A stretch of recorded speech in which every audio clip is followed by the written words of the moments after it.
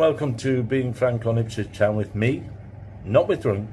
She's still with her son and grandson in another part of Karat. But anyway, moving on to Ipswich Town, Marvin Johnson is apparently Sheffield Wednesday winger, interesting Ipswich Town, but they're not going to pay more than a nominal fee for him. He's 33, and Ipswich don't play with a natural winger anyway, so what's the need? Nathan Broadhead covers that position quite well as a spearhead to Connor Chaplin, and as was George Hurst, which we miss him so much, I really have to say. But let's be honest, against Sunderland, Town played well. They played the best football I've seen for a month or so. In fact, I don't know if I'm an unlucky omen, because since we've been in Thailand and Laos, etc., Town's form has dipped. But if we're honest about it, they have lost less games than anybody else in the Championship. Only 3. Leicester have lost 4. They're also missing perhaps Dewsbury Hall for the game on Monday. He picked up an injury in the previous game against Leicester, and he could be out along with all their international call-ups. So I am getting a little bit positive about the possibility of Ipswich getting something from this game for 2 reasons.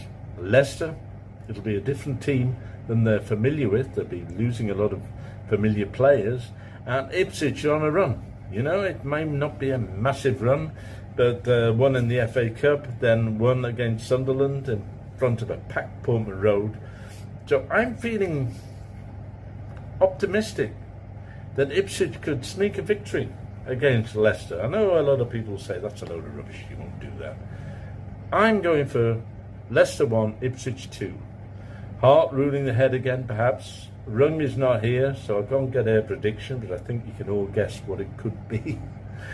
And there's a lot of other issues going on behind the scenes. Mark Ashton is busy trying to get a striker on board, but this is a selling transfer market, not a buyer's transfer market, and for that reason it's becoming increasingly difficult. I still think Kiefer Moore would be the answer to our prayers, in the sense that he could fit in where George Hurst played, because he's good in the air, he's physically strong, and he is intelligent, which is something that's largely overrated in the game.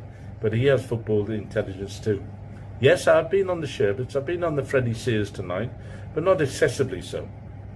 So I hope you'll bear with me when I articulate this, that if Ipswich have a chance of remaining in those automatic promotion places, I think it's imperative that we get something when we go to Leicester. A draw would sort of do, but a win would do an awful lot better. What are your thoughts on the subject? What are your predictions? We're only a couple of days away from maybe the most important game of the season for Ipswich Town. I'd love to hear from you, your thoughts, your predictions. All right, we'll leave it there for the moment. I'll leave it there for the moment, and take care. And as we always say, up and down!